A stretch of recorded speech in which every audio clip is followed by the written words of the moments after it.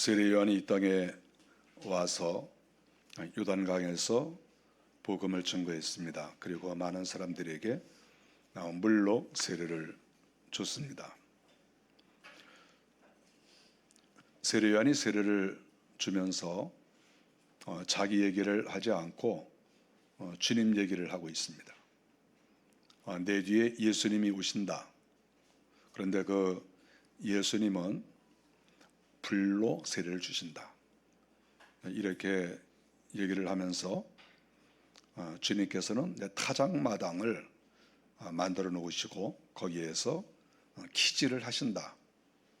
곡식을 거두어 드렸으면 그 곡식을 키에다가 이렇게 올려놓고 키를 이렇게 하면은 알곡은 거기 그대로 남고 그 쭉정이 같은 것은 다 떨어지죠. 바람에 다 날아가든지 가벼워서 다 땅에 떨어지든지 이렇게 하는데, 예수님께서 처음부터 그 말씀하신 것은 아니고 세례 요한이 앞으로 오시는 예수님은 그렇게 하실 것이다. 그분은 타작하시는 분이다. 이렇게 소개를 했습니다. 주님이 한 번도 어떤 일을 하신 적이 없는데 세례 요한이 그렇게 미리 예언을 한 것이죠. 세례 요한의 말과 같이 주님이 이 땅에 오셔서 행하신 모든 일들은 알곡을 거두는 일이었죠. 곡식은 곡식인데 이 곡식이 과연 알곡이냐? 그렇지 않으면 이 곡식이 반 정도는 알곡인데 반은 잘 익지 못해서 좀 알곡다운 그런 알곡이 아니다, 이런 경우도 있고, 어떤 경우에는 겉으로 볼 때는 똑같은 그러한 벼이삭이고 또 다 그런데 나중에 정작 이렇게 타작을 해보니까 들은 게 없는 그런 것들이 있을 거 아니겠어요? 겉모양은 멋있어 보이는데 속을 들여다보니까 속에는 또 별로 없는 그런 것과 이제 마찬가지죠. 빈깡통이라고 해야 되나요? 속에 보니까 먹을 것이 없는 이런 경우가 쭉정이 아니겠습니까? 그런데 주님께서는 그렇게 쭉정이는 다 날려 보내신다. 이렇게 세례 요한이 예수님에 대해서 소개를 했습니다. 우리가 성경에 보면 타작마당이라는 그런 귀절이 많이 나옵니다. 성경에. 히브리어로는 고렌 이렇게 얘기를 하거든요. 이거는 이렇게 타작마당은 아무데나 타작마당을 쓰는 게 아니에요. 이스라엘 사람들은 타작마당을 쓸 때 좀 이렇게 언덕배기에, 그리고 언덕배기지만 좀 평평하게, 그래서 바람이 좀 잘 부는데 이런 곳에다가 타작마당을 썼어요. 그러니까 이렇게 곡식을 키를 이렇게 키질을 할 때 바람이 불잖아요. 그러면 키질을 적당히 해도 바람이 부니까 이 껍질들은 휙 이렇게 날아가 버리죠. 그리고 이 타작을 할 때에는 성경에 보니까 이렇게 조그만 막대기로 이렇게 타작하는 것도 있고 조금 긴 걸로 타작하는 것도 있고, 어떤 거는 이렇게 막 돌리는 거 있잖아요. 도리깨죠, 도리깨. 저는 안 해봐서. 도리깨로 이렇게 가지고 탁 치면 이렇게 껍질들은 이렇게 다 껍질과 알맹이가 분해가 이렇게 되잖아요. 그래서 껍질들은 나중에 다 이렇게 꺼내내죠. 어떤 때는 탈곡기로 하기도 하고, 어떤 때는 더 강한 것으로 또 곡식들을 알곡과 껍질을 분별하는 그런 일을 한다. 이렇게 성경에도 나와 있고 이스라엘 사람들이 그렇게 많이 했습니다. 어쨌든 중요한 거는 알곡은 남겨두고 껍질은 다 날려보내는 것. 이것이 이 타작 마당에서 타작을 할 때 오직 그 목표가 거기에 다 있다, 이렇게 말할 수 있죠. 알곡을 거두어야 그 알곡으로 우리가 식생활을 할 수 있고, 또 그것을 또 일정 부분 팔아서 또 다른 곳에 사용할 수도 있다. 그래서 알곡은 굉장히 중요한 것입니다. 이 타작마당을 빼앗기 위해서 구약시대에 보면 전쟁을 많이 했습니다. 사무엘상 23장 1절에 보면 블레셋이 그일라를 쳐서 그 타작마당을 탈취했습니다. 이렇게 나와 있어요. 그러니까 이 블레셋 사람들이 이스라엘 사람들이 타작마당을 만들어서 거기서 알곡을 많이 이렇게 꺼내내는데 거기를 습격을 하는 거예요. 그러면 거기에 쌓여 있는 곡식을 자기들이 다 가져가지 않습니까? 그리고 또 자기들도 거기에서 타작을 할 수가 있고, 그래서 이 타작 마당을 얻기 위해서 옛날에 전쟁을 이렇게 많이 했다는 것을 알 수가 있습니다. 그러니까 거기에서 룻기서에 보면은 사람들이 많이 지켰어요. 그 타작 마당에서 텐트 치고 거기에서 집 하나 져놓고 지킨 것이죠. 여기 누가 침범하지 않을까, 이렇게 했던 것을 알 수가 있죠. 사람들이 또 이렇게 그 집집마다 경계를 정할 때도 우리 동네 저 동네를 정할 때도 저 타작마당을 기준으로 하죠. 거기에. 그래서 저기 아래는 무슨 동네고 저쪽 아래는 누구네 동네고 저쪽에는 누구 땅이고, 타작마당은 이렇게 사람들이 보기에도 눈에 딱 들어오는 그런 곳이죠. 그래서 타작을 하는 것은 어느 골짜기에서 사람들이 모르게 슬쩍 하는 게 아니라 많은 사람들이 볼 수 있게, 저 집 타작하네, 저기 타작마당에서 오늘도 일하네, 이걸 다 볼 수 있게 이렇게 타작마당에서 타작을 했다. 성경에서 그렇게 기록을 하고 있습니다. 이 타작마당에서는 원래는 하나님께 여기서 감사를 드렸습니다. 민수기 15장 20절에 보니까 거기서 타작을 해서 열매가 처음 나오잖아요. 그러면 그 처음 타작을 해서 나온 그 열매를 이렇게 잘 가져다가 떡을 만들어서 하나님께 드렸어요. 하나님, 저희가 곡식을 이렇게 수확을 해서 이렇게 저희가 수익이 생겼습니다. 하나님 먼저 하나님께 우리가 드립니다. 그래서 항상 좋은 일이 있을 때 하나님께 감사하는 이스라엘 사람들이 그러한 신앙생활을 했다 하는 것을 알 수 있습니다. 우리가 성경을 보면 이 타작 마당은 정말 무시무시한 곳이라고도 볼 수가 있죠. 왜냐하면 우리가 사무엘하 6장 6절에 보니까 다윗이 여호와의 법궤를 옮기지 않았습니까? 그래서 여호와의 법궤를 이렇게 옮기게 되는데 원래 여호와의 법궤는 어깨에다 매는 거거든요. 근데 그때 여호와의 법궤가 블레셋 지역에 이쪽에 그 변방에 가 있었기 때문에 사람들이 좀 잊어먹었어요. 이렇게 어깨에다가 매는 거를 잊어먹고 이렇게 수레에다가 그 언약궤를 이렇게 싣고 이렇게 오지 않았습니까? 그런데 성경에 보니까 다곤의 타작마당에 이르렀는데 갑자기 그 앞에서 끌던 소가 펄쩍펄쩍 뛰는 거예요. 소가. 그래서 그 언약궤가 떨어지려고 하니까 거기에서 또 그거를 우사가 법궤를 딱 잡지 않았습니까? 그런데 우사가 법궤를 잡을 때 그때 우사가 거기서 그 자리에서 즉사에 죽습니다. 손으로 하나님의 법궤를 손으로 댔다. 그 사람도 그 제사장이거든요. 원래 자기가 정말 책임지고 이렇게 일을 했으면 하나님의 법궤를 어깨에다 메고 와야 되는 거거든요. 하나님의 법궤를 소홀히 다루면 안 되잖아요. 그런데 자기들이 소마차에다가 싣고 이렇게 왔는데 바로 이 나곤의 타작마당에서 소가 펄쩍 뛰는 바람에 그 법궤가 떨어지려고 했고 그거를 잡다가 그 자리에서 즉사를 했다 하는 것이죠. 왜 이런 일이 거기에서 일어났습니까? 거기에 하나님이 오신 거예요. 다른 데서는 왜 이렇게 옮기는데도 괜찮았습니까? 잘 생각해 보세요. 왜 다른 데서 올 때에는 왜 소가 펄쩍펄쩍 뛰지 않았습니까? 타작마당에 왔는데 거기에서 소가 뛴 거예요. 그러니까 우리가 이 세상의 장소도 중요한 장소가 있어요. 하나님의 신이 역사하는 장소. 하나님께서 이 세상에 아니 계신 곳이 없지만 그래도 하나님께서 용납하시는 장소, 하나님이 특별히 역사하시는 장소, 이게 있거든요.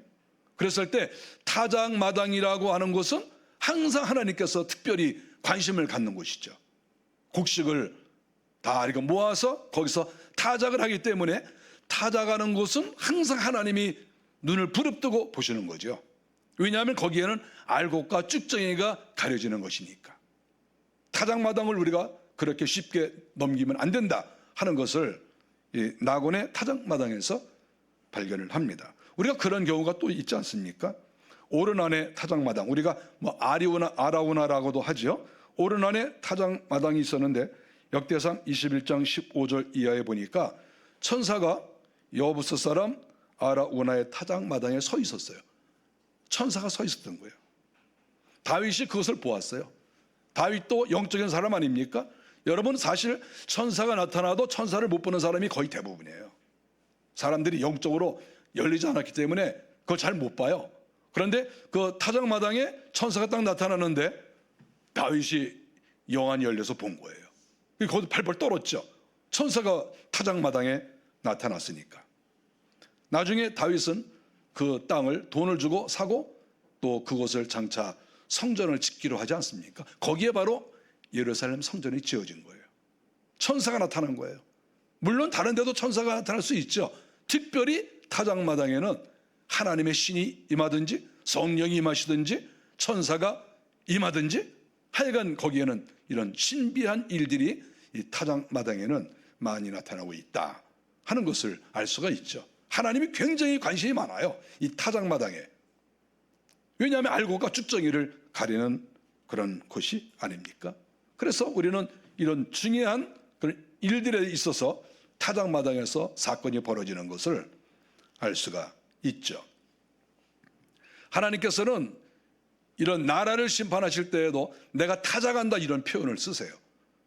하나님께서 이사야서에 보니까 바벨론 나라를 치실 때에도 이사야 21장 10절에 보니까 내가 짓밟은 너여 내가 타작한 너여. 하나님은 나라를 치시는 것도 타작했다고 그러세요. 내가 바벨론을 타작했다 그러시는 거예요, 하나님이. 그 얼마나 무서운 얘기입니까?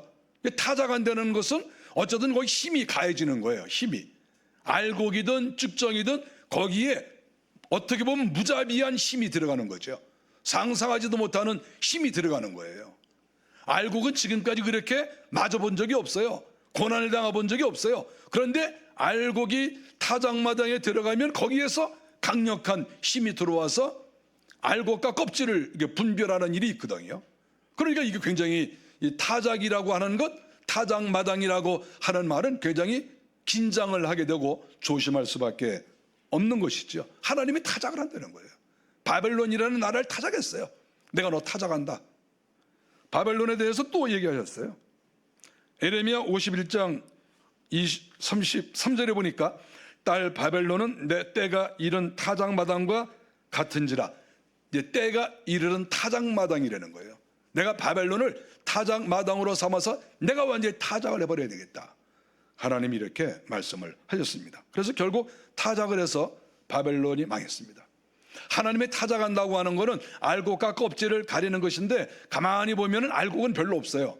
하나님께서 내가 타작한다 이렇게 들어가면 거기는 무자비한 그러한 하나님의 징계가 그 속에 들어가고 있다 하는 것을 성경에서 우리가 발견할 수가 있습니다. 하나님은 이방 사람만 타작하는 게 아니라 자기 나라 사람도 타작을 하시죠. 에브라임을 타작을 했어요.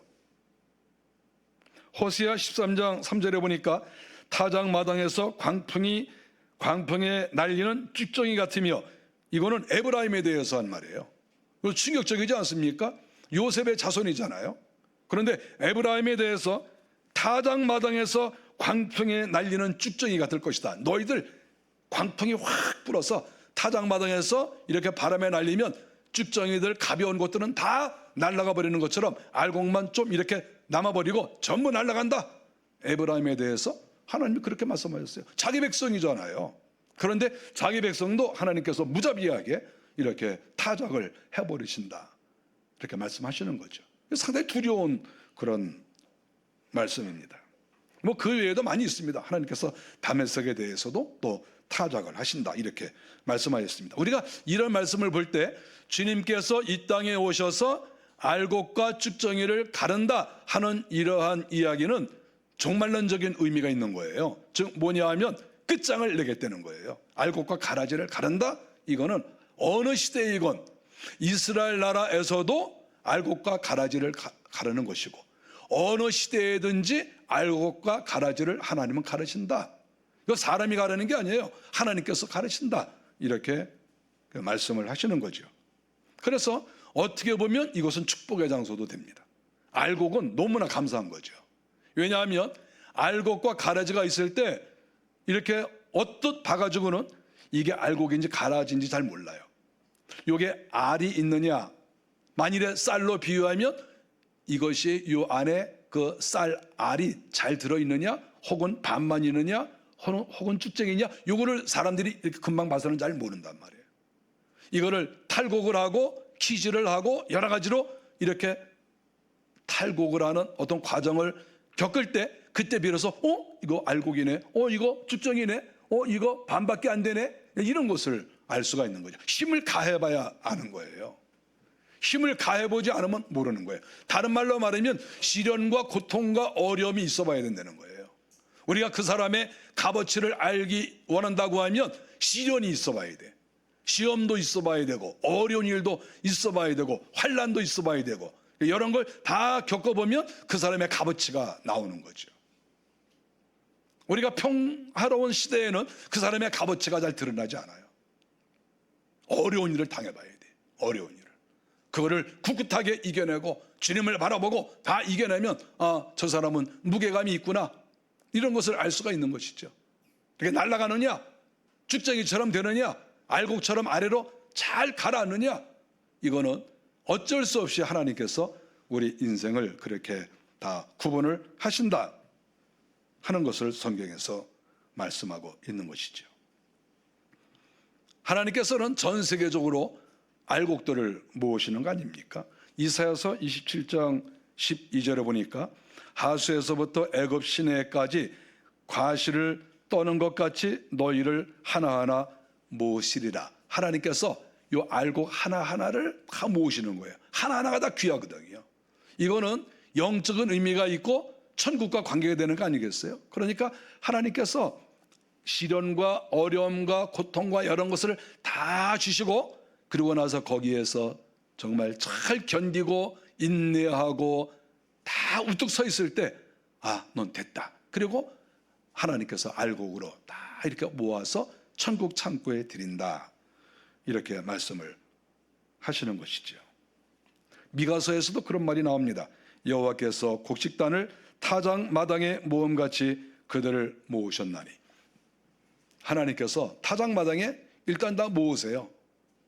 우리가 예수를 믿든지 믿지 않든지, 특별히 예수 믿는 사람은 일단은 타작 마당으로 다 들어가야 돼. 누구든지 타작 마당에 들어가지 않고 저 알곡이에요, 그거 필요 없어요. 그거 필요 없어요. 누가 알곡이래요? 알곡은 타작 마당에 가봐야 아는 거지. 타작 마당에 가서 취지를 해보고, 타작 마당에 가서 막대기나 작대기나 하여간 뭘로 이렇게 두들겨 봐야 이게 알곡인지 알지, 두드려 보지 않았는데 저 알곡이에요 그런다고 그것을 누가 뭐 인정을 해요? 껍질을 벗겨봐야 알지. 이게 껍질을 벗기고 알곡이 나오는지, 그렇지 않으면 두드려 봤더니 알곡은 없고 다 껍질인지, 그거는 타작마당에 가봐야 아는 거죠. 누구든지 타작마당에 들어가지 않고는 그 사람의 값어치를 뭐 A급이다 B급이다 뭐 이렇게 말할 수가 없어요. 다 들어가 봐야 알아. 오늘 주님께서 타작하시는 농부로 나오고 있습니다. 이 타작마당의 주인이 예수 그리스도예요. 어떤 개인이 타작마당의 주인 아니에요. 이 세상에 타작마당의 주인 없어요. 목사도 주인 아니야. 타작마당의 주인이 목사예요? 무슨 목사가 무슨 타작마당의 주인이야. 목사도 지금 주님 앞에 알곡인지 죽정인지 주님께서 목사도 두드려 볼 텐데, 목사부터 시작해서 모든 사람들을 다 주님께서 두드려 보시는 거예요. 이게 진짜인가 가짜인가 두들겨 볼 거 아니에요. 이렇게 막대기로 두들기든 작대기로 두들기든 뭐 도리개로 뭐 어떻게 해보든 어쨌든 두들긴단 말이죠. 모든 인생들은 다 주님께서 농부이시기 때문에 주님의 손에 다 맞아봐야 돼. 그렇지 않겠어요? 알곡이죠. 자기가 아무리 알곡이라도 두들기면 일단 맞을 거 아니에요. 이렇게. 저는 때리지 마세요, 저는 이렇게 곱게 이렇게 나오고 싶어요, 그런 거 없어요. 다 두들겨야 돼. 발로 밟든지 밟혀봐야 돼. 한번 밟혔는데 그래도 알곡이다, 두들겼는데 매를 맞았는데도 알곡이다, 그래야 그거 진짜 아니겠어요? 두들겼는데 많이 날아갔다 그러면 끝이지 뭐. 그건 뭐 알곡 아니지. 그래서 이 세상에 어떤 사람도 농부 아니에요. 주님만이 농부야. 주님만이. 우리는 다 알곡이든 어쨌든 뭐든 우리는 어쨌든 그런 대상이야. 심판의 대상. 목사부터 시작해서 모든 사람이 다 심판의 대상이에요. 여기 있는 모든 분들 다 하나님 앞에 심판의 대상이지 내가 누구 심판할 수 없어. 목사도 하나님 앞에 꼼짝 못해. 누가 누구를 심판해? 우리는 타작마당에 있는 곡식에 불과하다 하는 것이죠. 저 그래서 늘 두려워요. 하나님께서 야 한 목사야, 내가 너를 두들겨 봤더니 너 뭐 열매가 별로 없는데, 만일에 그러면 어떡하겠어요? 그 판단은 누가 합니까? 하나님만이 하시는 것이고 주님만이 그 판단을 하실 수가 있는 거죠. 그걸 누가 판단을 하겠어요? 주님이 판단하시는 거죠. 세례 요한이 말합니다. 세례 요한은 회개시키기 위해서 물로 세례를 주었다 했습니다. 자기가 깨끗해지기를 원하는 사람, 죄를 회개하는 사람, 세례 요한이 세례 줬어요. 물을 떠다가 물로 세례를 줬습니다. 많은 사람들이 와서 자기 회개하겠다고 세례를 받았어요. 그런데 세례 요한은 이것이 다가 아니라고 그랬어요. 여러분들이 세례 받았다고 다 된 게 아닙니다. 그러면서 앞으로 오시는 이가 있는데 그분은 성령과 불로써 여러분들에게 세례를 주실 것이다. 성령이 역사하고 또 불이 역사하는 거죠. 이 불이 역사할 때 이 불에 대한 해석은 좀 달라요. 이 불이 무엇일까?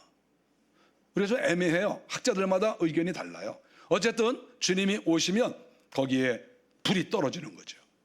불이라고 하는 것은 뭡니까? 이 불이 떨어졌을 때 진짜는 거기 그냥 있잖아요. 안 타고. 불이 떨어지면 이 껍질들은 다 타버려요. 재가 돼버려. 만일에 금이 있는데 은이 있는데 거기 불을 질러요. 그러면 이 금 옆에 있었던 모든 것들은 다 녹아내리죠. 녹아서 다 없어져요. 그런데 금과 은과 같이 이 진짜들은 불이 임해야 더 좋아해요. 아, 나 진짜 금 대접 받는다. 껍질들 다 벗겨내니까 다 없어지고 나서 금이 딱 나오고 은이 딱 나오잖아요. 그럼 얼마나 좋겠어요. 아, 나 금이야, 나 은이야, 이렇게 되잖아요. 그러니까 오히려 불 속에 들어가고 오히려 이렇게 타작 도구에 의해서 두드려 맞을 때 진짜들은 더 좋아하는 거예요. 아, 나 진짜야. 나는 알곡이야. 나는 변함이 없어. 나는 천국에 들어가. 너무나 감사한 거 아니겠어요? 그래서 우리가 진정한 금과 같은 믿음을 가진 사람, 하나님께서 기뻐하는 사람은 시련과 고통과 어려움이 있거나 이래도 전혀 두려워할 필요도 없고, 이번 기회에 내가 알곡인 것을 내가 하나님 앞에 보여줘야 되겠다, 이렇게 생각을 할 수 있는 좋은 기회다. 이것을 알 수 있지 않습니까? 주님은 분명히 오셔서 성령을 보내주시고 불로 하시는 거죠. 심판하시는 거죠. 불로. 성경에 보니까 주님께서 알곡을 얻기 위해서 키를 준비하신다, 이렇게 말씀을 했습니다. 키, 여러분 키 아시죠?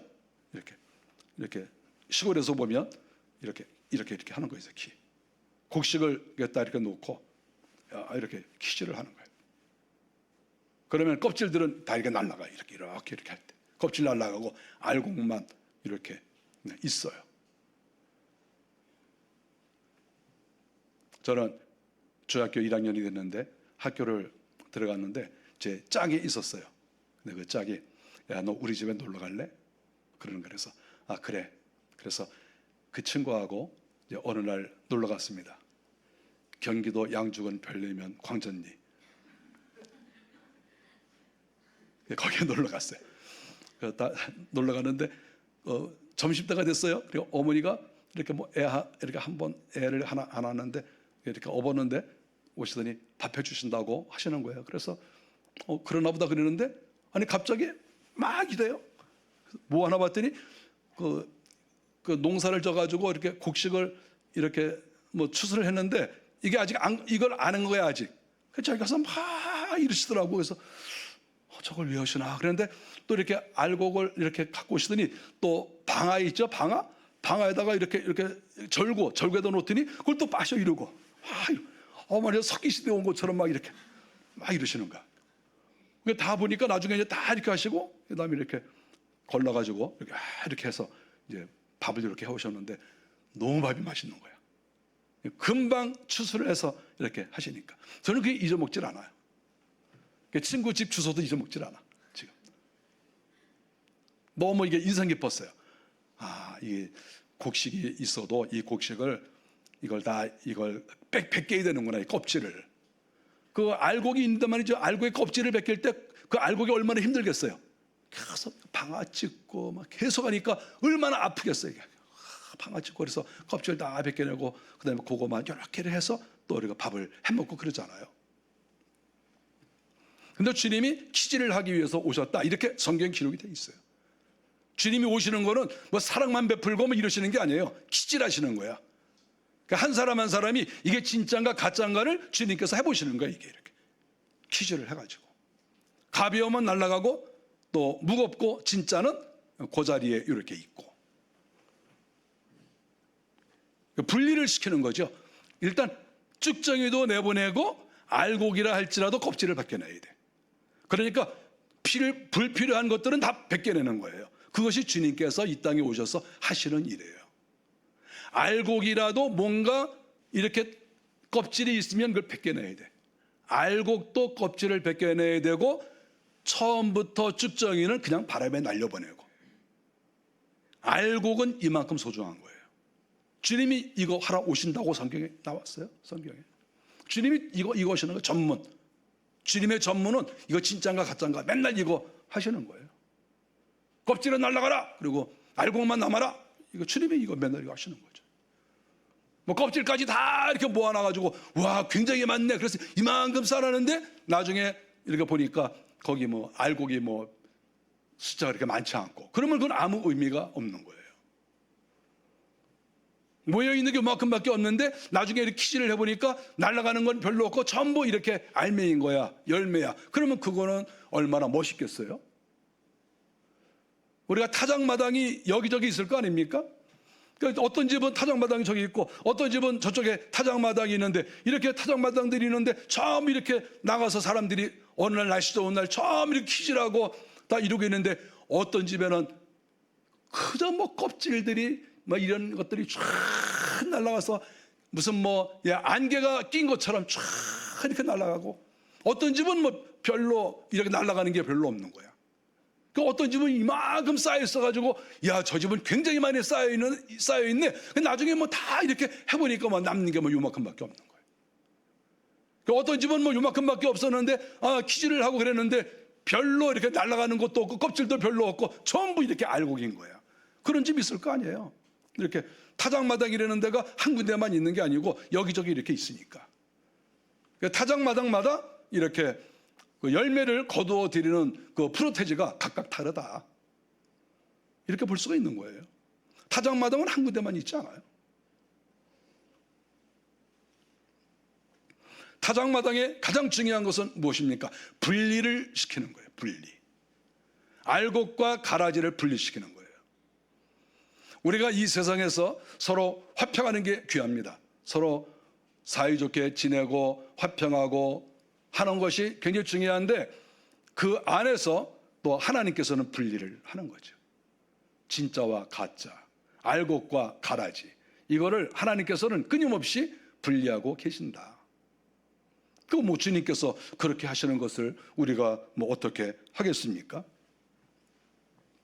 저는 그런 생각을 해봤어요. 요사이 전쟁이 많이 일어납니다. 이 나라 저 나라에서.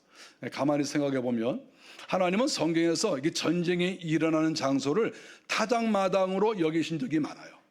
하나님이. 그래서 혹시 전쟁이 일어나는 그곳은 하나님께서 타작하시는 것이 아닌가. 그러니까 이런 생각도 해봅니다. 가난과 기근이 있는 곳도 또 하나님의 그 일정 부분 하나님의 심판하시는 하나님의 타작마당의 그런 역할을 하는 것이 아닌가 이런 생각도 하죠. 하나님께서 심판하시는 거죠. 여러분 가난과 기근이라는 거는 그거는 하나님의 심판이에요. 절대 우리가 그걸 용납할 수가 없어요. 가난과 기근을 미화시키지 마세요. 절대 미화시킬 수 없는 거예요. 그거. 전쟁이 일어나는 것도 하나님의 심판적 요소가 많습니다. 하나님께서 그 나라를 사랑하시고 한다면 전쟁이 일어나게 안 하시죠. 뭔가 하나님의 심판이 거기에 있는 타작마당의 역할을 하고 있다. 그 타작도 좋은 의미가 아니라 좀 가슴 아픈 의미로서 하나님께서 전쟁을 일으켜서 타작하시는 것이다. 바벨론을 타작하시고 에브라임을 타작하시고 다메섹을 타작하시고 하는 그러한 의미로서 하나님께서 심판하시는 거죠. 전염병이 있는 곳, 분쟁과 다툼이 있는 곳, 우상 숭배가 있는 곳, 이런 곳은 하나님의 그 타작의 대상이 될 수가 있는 거예요. 언젠가 하나님의 타작하시죠. 하나님은 이 타작을 하실 때 인간을, 군대를 타작의 도구로 사용하실 때가 많습니다. 이사야 41장 15절에 보니까 이스라엘을 날카로운 새 타작기로 타작하신다고 말씀을 했어요. 이스라엘을 타작기로 사용하신다. 날카로운 새 타작기. 쇠로 만들어서 아주 날카로운 거예요. 그런 것으로 타작을 한다. 하나님께서 어느 나라를 징계하실 때 하나님이 이렇게 강력한 무기로 타작을 하시는 거죠. 무서운 그런 일이에요. 저는 이런 말씀을 보면서 오늘날의 교회도 하나님께서 타작마당으로 사용하실 것으로 생각이 됩니다. 교회가 뭐 하는 데입니까? 우리 교회는 하나님을 믿는 데 아니에요. 그런데 항상 하나님은 알곡과 가라지를 늘 분별을 하시죠. 그랬을 때 알곡과 가라지를 무엇으로 분별합니까? 우리가 하나님 믿는 거를 이렇게 시험지 나눠주고 이렇게 시험 문제로 풀 수는 없잖아요. 여러분이 알곡인지 가라지인지를 이렇게 목사가 시험 문제 내가지고 쭉 나눠서 이거 문제 푸세요. 그 나중에 문제 다 풀면 목사가 보고 당신 알곡, 당신 가라지 이렇게 할 수는 없잖아요. 이렇게 사람이 머리로 뭐 이렇게 답안지를 써서 알곡과 가라지 할 수는 없어요. 이거 굉장히 이거 어려운 일이거든요. 어쨌든 이 교회를 하나님께서는 이 타작 마당으로 사용을 하십니다. 가장 중요한 것이 뭐겠습니까? 이 껍데기를 벗겨내야 돼요. 쭉정이를 벗겨내고 날려보내고 그러려면 가장 중요한 것은 회개를 해야 됩니다. 껍질을 벗겨야 될 거 아니에요. 불필요한 것이 뭐겠습니까? 세상적인 생각, 탐욕, 교만 이런 잘못된 것들을 다 이거 뜯어내야 돼요. 알곡만 남아야 돼요. 알곡만. 그러려면 불필요한 것들은 다 뜯어내야 돼. 우리가 이 세상의 모든 사람이 다 자기 생각이 있어요. 생각 없는 사람 없어요. 다 생각이 있어. 나이가 몇 살 되지 않아도 다 생각이 있어요. 여러분 사람들 무시하지 마세요. 다 똑똑해. 여기 똑똑하지 않은 사람이 어디 있어요? 다 자기 생각이 있고 다 자기가 나름대로 다 계획이 있고 한 거예요. 사람 무시하지 마세요. 다 똑똑해. 근데 문제는 그 생각이 하나님 앞에 옳지 않은 게 많죠.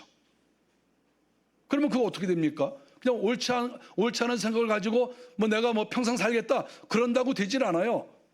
그러면 알곡이 안 되는 거예요. 그거 알곡 되겠어요? 자기 마음대로 생각하고 자기 마음대로 행동하고 자기 마음대로 죄를 짓고 자기가 이렇게 껍데기가 이렇게 많이 이렇게 있으면 그러면 그게 알곡이 될 수가 있겠나요? 껍질 다 벗겨내야 되는데. 여러분 하나님의 생각이 아니면 그거 다 껍질이에요. 껍질.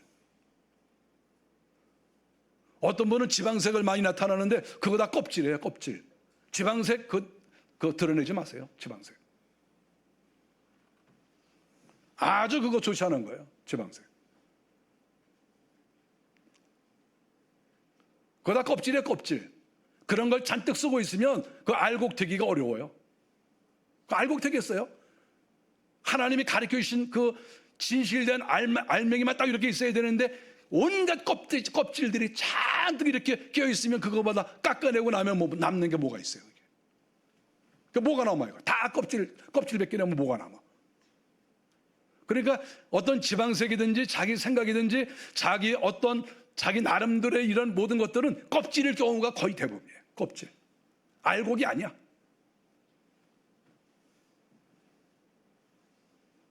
그런 거 다 깎아버리면 뭐 남는 게 뭐가 있겠어요? 알맹이가 뭐 얼마 없는 거야. 굉장히 커 보였는데 다 껍질 벗겨내니까 뭐 알맹이가 뭐 좁쌀만한 거, 요만한 거밖에 안 나올 가능성도 있다 하는 거죠. 그래서 교회는 제가 생각할 때에는 타작마당과 같다 이렇게 생각을 합니다.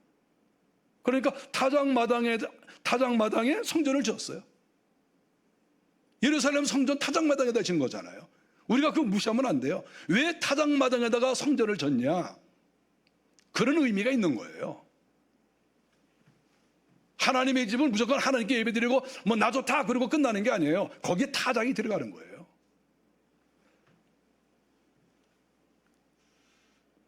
알곡이라도 두들겨 맞아야 돼요. 알곡이라고 그래서 저 알곡이에요, 저 때리지 마세요, 그런 게 어디 있어요. 다 두들겨야 되는데 알곡도 두들기는 거예요. 알곡도 두들겼을 때 알곡의 진가가 드러나는 거예요. 그래서 우리는 이 땅에서 시련과 고통과 어려움 이런 모든 것을 겪어봐야 그 사람의 진가가 드러나는 거예요.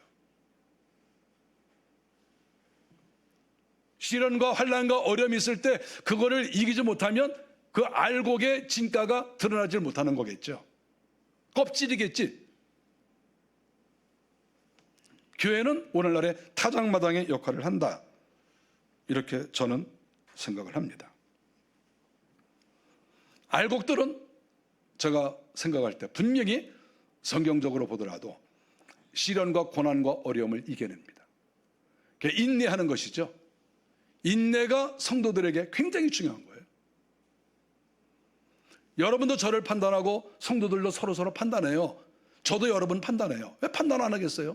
다 생각이 있는데 왜 판단을 안 해? 그런데 중요한 거는 주님의 판단이 어떠냐가 굉장히 중요한 거죠.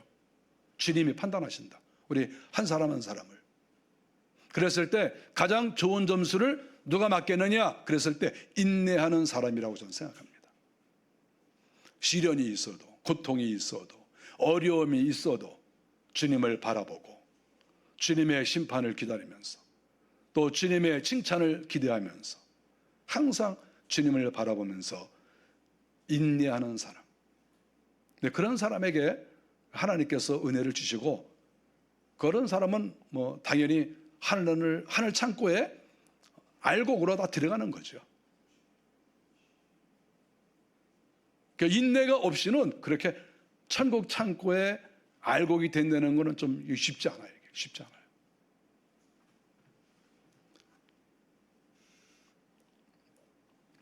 우리가 타작꾼이 아니고 우리는 타작의 대상이다, 이거를 꼭 생각하십시오.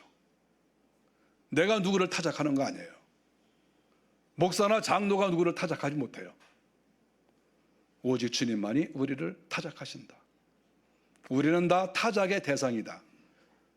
저도 타작의 대상이고, 여기 계신 모든 분들도 한 분 한 분이 다 타작의 대상이에요. 알곡은 주님이 기뻐하실 것이고, 또 쭉정이들은 다 날아가 버릴 것이고, 주님이 그렇게 가르쳐주고 있습니다. 알곡들만 천국에 들어갑니다. 저는 가끔 그런 생각을 해요. 이 땅에 살면서 이런 일 저런 일, 뭐 큰 일은 별로 없겠지만 그래도 이런 일 저런 일을 겪으면서 천국이 참 좋겠다, 이런 생각이 들어요. 왜냐하면 천국에는 싸움도 없고 다툼도 없고 죄도 없고 눈물도 없고 그렇다고 그랬잖아요. 그거 얼마나 좋겠어요. 그러니까 천국이 좋겠다, 이런 생각을 제가 많이 합니다. 여러분도 그렇죠? 정말 천국이 좋은 데예요. 그런데 천국에 들어가려면 들어가고 싶다가 금방 들어가는 게 아니라 알곡이 돼야 되는 거예요. 알곡이 돼야 천국에 들어갑니다. 이 땅에서 주님이 원하시는 그러한 알곡이 되어갈 때 그 아름다운 천국 백성이 되는 것이고, 하나님의 창고에 우리가 들어갈 수가 있는 것이죠. 이 세상은 하나님께서 타작마당으로 쓰시고, 특별히 교회도 타작마당과 같다. 여러분 다 지금 하나님께서 두들길 준비를 하고 계시는 거죠. 이미 또 하나님이 두드리신 경우도 많이 있고, 잘 견디셔서 알곡으로서 잘 남으시는 그런 은혜가 있기를 바랍니다. 기도하겠습니다.